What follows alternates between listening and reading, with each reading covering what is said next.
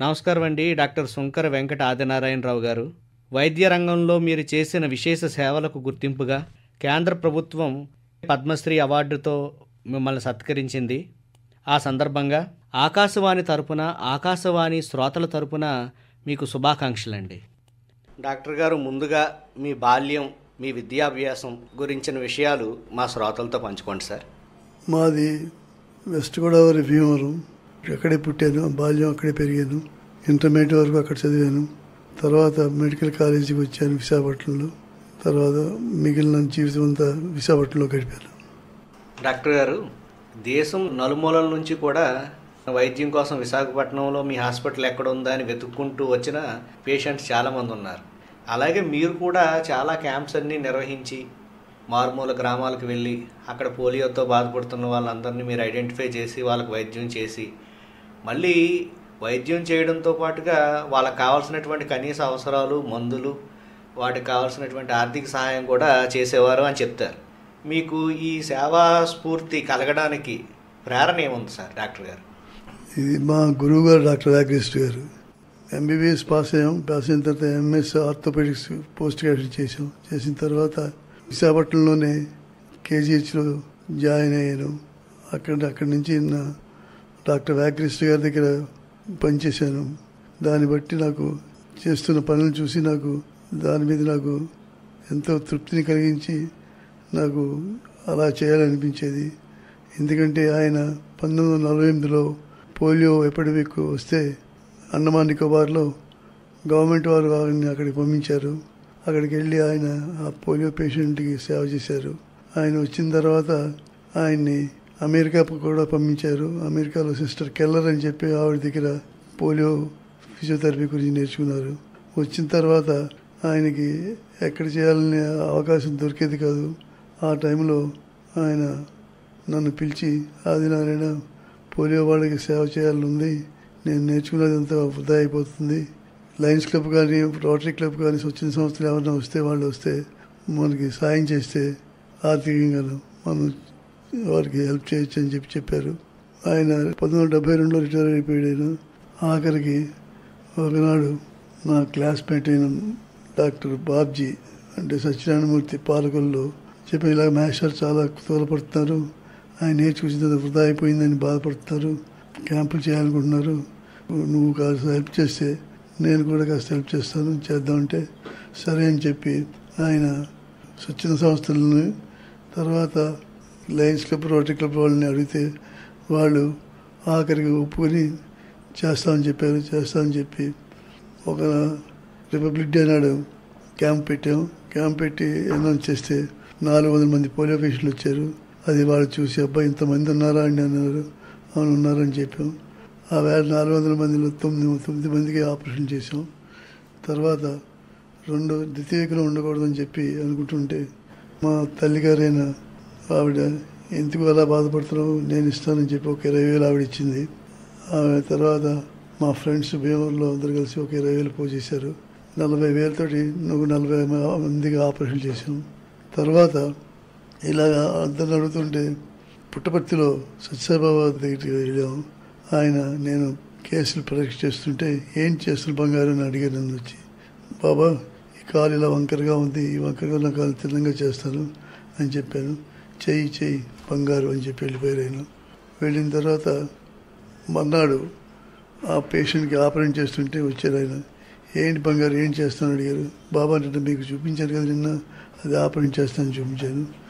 ఆయన ప్రతిరోజు prayer meetings అని ఉంటుంటాయి. సాయంకాలం ప్రేయర్ మీటింగ్లో ఇలాగ వ్యాఘ్రేశ్వరుడు, ఆదినారాయణ వీళ్ళు వచ్చారు, ఇక్కడ ఆపరేషన్ చేస్తున్నారు పోలియో వాళ్ళకి, మీ ఊర్లో వెళ్ళి పోలియో పేషెంట్లకి వాళ్ళని తీసుకుని ఆపరేషన్ చేయమని చెప్పారు. అప్పుడు గుజరాత్ నుంచి ఇండస్ట్రియలిస్టులు, డాక్టర్లు వచ్చారు. వాళ్ళు వచ్చి అడిగారు. జైన్సా అని చెప్పి ఆయన వచ్చి డాక్టర్ మమ్మల్ని తీసుకెళ్ళి ఆపరేషన్ చేయించారు. ఆపరేషన్ చేస్తే మొట్టమొదటిగా 240 మందికి అక్కడ ఆపరేషన్ చేసాము. అది ఆయన బొంబాయిలో ఉన్న గుజరాతీలు వ్యాపారస్తుల్ని వాళ్ళందరినీ చెప్తే వాళ్ళంతా చూశారు. చూసి వాళ్ళు వచ్చేసి వాళ్ళు కూడా వాళ్ళ ఊళ్ళలో ఆపరేషన్ చేయమని నన్ను అడిగారు. వాళ్ళ ఊళ్ళో తలాజా, రాజుల, మోవా, సావర్కొండల, విదిష అని ఊళ్ళలో 10 క్యాంపులు చేశాను. ఆ క్యాంపులు చూసి బాగుపడి అలాగే దేశం అంతా పాకిపోయింది అనమాట. రాష్ట్రంలో తాడేపల్లిగూడెం, ఏలూరు, తర్వాత మమలాపురం ఇలాగ వీటిలో చేశారు. దీంట్లో డబ్బుతో కూడిన ఆపరేషన్లు. ఎందుకంటే మేమైతే ఫ్రీగా చేయగలం కానీ దానికి ఖర్చు పెట్టుకోలేకపోయాం. కానీ కొంతమంది దాతలు ముందుకు వచ్చి డబ్బులు ఇస్తూ పెట్టారు. అందులో మఫత్ కాక అని చెప్పి బెల్జియంలో ఉంటాడు అతను, డైమండ్ మర్చెంట్. ఆయన మేము చేస్తున్న ఆపరేషన్లు చూసి ఆయన ఇదే నేనేం చేయాలని అడిగాడంటే ఏం చేస్తా ఆర్థికంగా వాళ్ళకి సాయం అని చెప్పాను. చెప్తే అప్పుడు దాంట్లో 50,000 మందికి ఒక్కొక్క పేషెంట్కి 500 రూపాయల చొప్పున ఆర్థిక సాయం చేశారు. అదే కాకుండా 9 కోట్ల రూపాయల విలువైన సామాగ్రిని మాకు ఇచ్చారు. దానివల్ల మన రాష్ట్రంలో పొరుగు రాష్ట్రాల్లో ఉచితంగా ఆపరేషన్ చేస్తూ మొదలెట్టాం. అలాగా దేశాలు పాకింది. ఆఫ్రికాలో గుజరాతీస్ ఎక్కువ, వాళ్ళకి పోలియో పేషెంట్ ఉంటే ఆఫ్రికా నుంచి వచ్చేవారు. అలాగే నేపాల్ నుంచి, తర్వాత ఇంగ్లాండ్ నుంచి, అమెరికా నుంచి ఇలాగ 23 దేశాల నుంచి పేషెంట్లు వచ్చారు. వాళ్ళందరిని చూసి మేము ఎవరిని చెప్పలేదు, రమ్మని చెప్పలేదు, మేము అడ్వర్టైజ్మెంట్ ఇవ్వలేదు. తర్వాత బిఫోర్ ఆఫ్టర్ ఆపరేషన్ ఫోటో అంటించాం. అది చూసి వాళ్ళ ఊళ్ళెళ్ళి వాళ్ళ మిగిలిన పోలియో పేషెంట్లకి ఇలా జరుగుతుందని చెప్తే వాళ్ళు వచ్చేవారు అన్నమాట. వాళ్ళందరికీ ఆపరేషన్ చేసేవాళ్ళం. 3 లక్షల మందికి ఆపరేషన్ చేసాం. 20 లక్షల మందిని స్క్రీన్ చేసాం. దానివల్ల ఇది మౌత్ టు మౌత్, మేమేమి ఎవరికి అడ్వర్టైజ్మెంట్ చేయలేదు. మౌత్ టు మౌత్ వెళ్ళి అందరూ వచ్చి చేయించుకునేవారు. శంకర్ సింగ్ వఘేలా గుజరాత్ చీఫ్ మినిస్టర్, ఆయన పోలియో క్యాంపు ఖర్చు పెడతాను, ఆ దినాన్ని తీసుకొస్తానని చెప్పి ఆయన మీటింగ్లో అనౌన్స్ చేశాడు. గుజరాత్లో ఆపరేషన్ చేసి అక్కడి నుంచి రాజస్థాన్ వెళ్తానమాట. వెళ్తాంటే ఆవేళ రాత్రి 8 గంటలకు ఆయన్ని మీట్ అవ్వాలి. మీట్ అయిన తర్వాత అక్కడి నుంచి సుమేర్పూర్ వెళ్ళాలి. సుమేర్పూర్ 4 గంటలు ప్రయాణం. ఆయన వెళ్తే ఆయన నా కోసం 12 గంటల వరకు వెయిట్ చేశారు. ఆయన చీఫ్ మినిస్టర్ సుమేర్పూర్లో వెళ్ళేటప్పటికి 5 అయింది తెల్లవారుజామున. 5 అయినప్పటికి నిద్ర వస్తుందో కానీ వాళ్ళంతా అక్కడ దండలు పట్టుకుని అవి పట్టుకుని రెడీగా ఉన్నారు. ఇదేంట్రా బాబు, నేను చచ్చేడు వస్తే మీరు దండలేంటని చెప్పి ఏదో మనసులో అనుకుని వెళ్ళాను. అందులో ఒక ఆయన వచ్చి దండేసాడు. దండేసి అడిగాను, మీరెవరండి అని అడిగాను. నేను మందుల ఫ్యాక్టరీ, మొన్న మందులు నువ్వు వాడుతున్నావు, నేనేమో ఆ మందు ఖరీదు 220 రూపాయలు, కానీ నాకు నువ్వు 120 రూపాయలకి ఇస్తున్నావు, నువ్వు చాలా సంతోషం, నీకు ధన్యవాదాలని చెప్పాను. ఇప్పుడు 120 రూపాయలకి కాదు 25 రూపాయలకి ఇస్తానన్నాడు. మందు ధర తగ్గించి 25 రూపాయలు ఎలాగ ఇస్తాను అడిగితే ఇంకా నాకు 15 రూపాయలు లాభం ఉంటుంది అన్నాడు. సరే అని చెప్పి అతను ఒక 20 క్యాంపులకి బాగా తక్కువ ధరకి ఇచ్చి తర్వాత 50,000 రూపాయలు ప్రతి క్యాంప్కి నాకు డొనేషన్ ఇచ్చాడు. 500 రూపాయలు కట్ట తీసుకొచ్చి ఇచ్చాడు. ఎప్పుడైనా బాంబే మీదకి వెళ్తే ఆయనకి ఫోన్ చేస్తే ఇలా వెళ్తానంటే బాంబే ఎయిర్పోర్ట్కి వచ్చి 500 రూపాయలు కట్టించాడు. అలాగ సంచుతో మోసుకొచ్చేవాడు డబ్బులు వైజాగ్. ఎవరైనా వచ్చి మా ఇంటికి డిన్నర్కి రావాలంటే 1,00,000 రూపాయలు ఇస్తే వస్తానని చెప్పేవాడు. తిండికి 1,00,000 రూపాయలు ఇచ్చేవాడు. వాళ్ళ ఫ్లాట్స్లో వాళ్ళందరినీ పిలుచుకొచ్చేవాడు. మా ఇంటికి నేను భోజనం పిలిచాను చెప్పి వాళ్ళందరూ చూసి ఒక్కడు 10,000 20,000 చెక్కులు రాసిచ్చేవారు. ఇలాగా డబ్బులు వచ్చి ఉచితంగా చేస్తూ వాళ్ళకి ఖర్చు పెడుతూ డబ్బులు మోసుకొచ్చేవాడు అనమాట. వాళ్ళందరికీ నాకు ధన్యవాదాలు చెప్తుంటాను ఇప్పుడు. డాక్టర్ గారు, సుమారుగా ఎన్ని సంవత్సరాల నుంచి సార్ మీరు వైద్య వృత్తిలో ఉండి? 1970లో పాస్ అయ్యాను నేను ఎంఎస్. 72 నుంచి వ్యాగ్రెస్ గారి దగ్గర పనిచేశాను. ఆయన చనిపోయారు. చనిపోయిన తర్వాత నేను స్వతహాగా నా తరఫున 78 నుంచి స్టార్ట్ చేశాను. వైద్య రంగంలో చాలా బ్రాంచెస్ ఉంటాయి, కానీ మీరు ఎముకలకు సంబంధించిన ఈ ఆర్థోపెడిక్ విభాగాన్ని ఎంచుకోవడానికి ఆనాటి పరిస్థితుల ప్రకారం కారణం ఏమై ఉంటుంది డాక్టర్ గారు? నేను ఫుట్బాల్ ప్లేయర్ని. మేము ఫైనల్స్ ఆడుతుంటే ఆండ్రూస్ అని చెప్పి మాకు మంచి ప్లేయర్ ఉండేవాడు.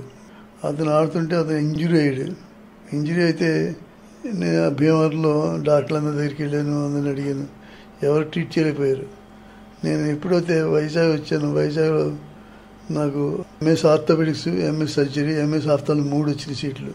నేను అప్పుడు ఒక డాక్టర్ గారి దగ్గరికి వెళ్ళి, మా ట్యూటర్ చంద్రశేఖర్ దగ్గరికి వెళ్ళి, ఏమండి నేను ఇలాగ ఇంజురీస్, ఫుట్బాల్ ఇంజురీస్ అయితే ఏం తీసుకోవాలి, ఏ బ్రాంచ్ తీసుకోవాలంటే ఆర్థోపెడిక్స్ ఉన్నారు ఆయన. డాక్టర్ గారు, మీరు ఈ వైద్య రంగంలో చాలా పురస్కారాలు పొందారు. ఈ పద్మశ్రీ అవార్డు తీసుకుంటున్నప్పుడు ఆ టైంలో మీరు ఎలా ఫీల్ అయ్యారు సార్?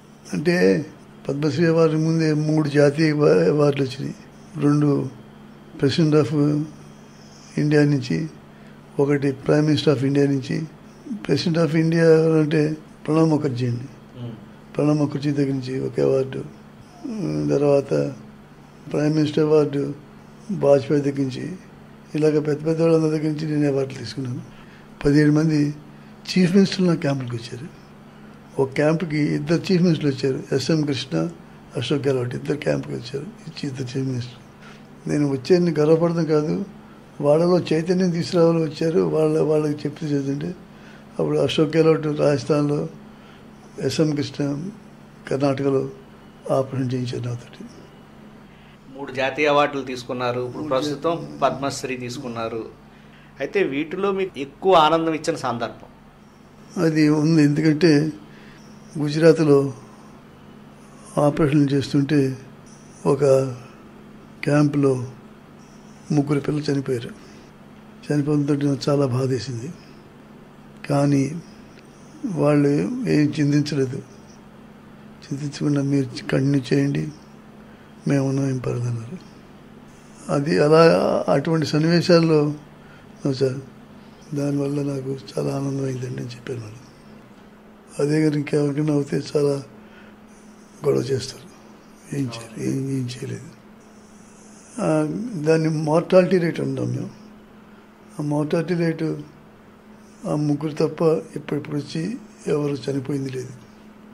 అన్ని ఆపరేషన్లు సవ్యంగా జరిగినాయి, అంతా నడుచుకుని వెళ్ళిపోయారు. డాక్టర్ గారు, మీరు ఈ వైద్య రంగంలోనే కాకుండా క్రీడా రంగంలో, అది కూడా ఫుట్బాల్కి సంబంధించి సాధించినటువంటి విజయాలు ఏమైనా ఉన్నాయా సార్? అంటే క్రీడాకారుడిగా ఉన్నప్పుడు ఈ స్పోర్ట్స్ ఈవెంట్స్లో పార్టిసిపేట్ చేయడం కానీ. నాకు సీటు వచ్చిందే స్పోర్ట్స్ కోటా వచ్చింది కాబట్టి స్పోర్ట్స్కి సేవ చేయాలని ఉండేది. చేస్తే ఇక్కడ లోకల్లో పెద్ద పెద్ద వాళ్ళంతా వచ్చి, డాక్టర్ గారు మీరు ఇది కదా, మీరు దీన్ని ఎంకరేజ్ చేయాలంటే సరే అని చెప్పి వాళ్ళు చెప్తే వాళ్ళంతా కలిసి నన్ను ప్రెసిడెంట్గా ఎన్నుకున్నారు. డిస్ట్రిక్ట్ ఫుట్బాల్ అసోసియేషన్ దాంట్లో టోర్నమెంట్ కండక్ట్ చేసేవాడిని. 12 national tournaments, 1 international tournament conduct చేశాను. ఫస్ట్ టైము విశాఖపట్నాన్ని టీవీలో తీసుకెళ్ళి నేను, అందరూ సహకరించేవారండి. డాక్టర్ గారు, ఇక ముందు ఎటువంటి సేవా కార్యక్రమాలు చేయాలనుకుంటున్నారు? అంటే ఇంకా నాకు ఇది లోటుగా ఉంది, ఈ కార్యక్రమం కూడా నేను పూర్తి చేయాలి, దీని ద్వారా ప్రజలకి ఇంకొంచెం మేలు చేయాలి అని, అలా మీ డ్రీమ్ ప్రాజెక్టుగా ఇది చేస్తే బాగుంటుంది అనే ఆలోచన ఏదన్నా ఉందా సార్? ఇప్పుడు పోలియో బాగా నివారించేసామండి. ఇంకోటి ఏంటంటే సెరిబ్రల్ పాలసీ అని ఒకటి ఉంది. అదేంటంటే ప్రసవించే సమయంలో బిడ్డకి బ్రెయిన్ ఇంజ్యూరీ అయినా, చాలా ఆక్సిజన్ అందకపోయినా వస్తాము సెరిబ్రల్ పాలసీ. వీటిని అరికట్టాలని చూస్తున్నాను. పోలియోకి అతనికి తెలివి అది ఉంటుంది. ఈ సిపిలో మెంటల్ రిటార్డేషన్ కూడా వస్తుంది. వీళ్ళని కనుక స్పాస్టిక్, వీళ్ళని కనుక బాగా చేస్తే మనం సరైన సేవ చేసిన అవుతామని అనుకుంటున్నాను. అది సిపిని నివారించేటట్టు చూడాలని చెప్పి అనుకుంటున్నాను. ఇంత సుదీర్ఘకాలంగా పోలియో వ్యాధిగ్రస్తులకు, అలాగే ఎముకలు కీళ్ళకు సంబంధించి ఇతరేతర సమస్యలతో బాధపడుతున్న వారికి అత్యుత్తమ సేవలు అందిస్తున్న మీకు భారత ప్రభుత్వం పద్మశ్రీ అందించిన ఈ ఆనంద సందర్భాన్ని పురస్కరించుకుని ఇన్ని సంగతులను మాతో పంచుకున్న మీకు మా అందరి తరపున ప్రేమపూర్వక ధన్యవాదాలు. నమస్కారం అండి డాక్టర్ గారు. నమస్కారం.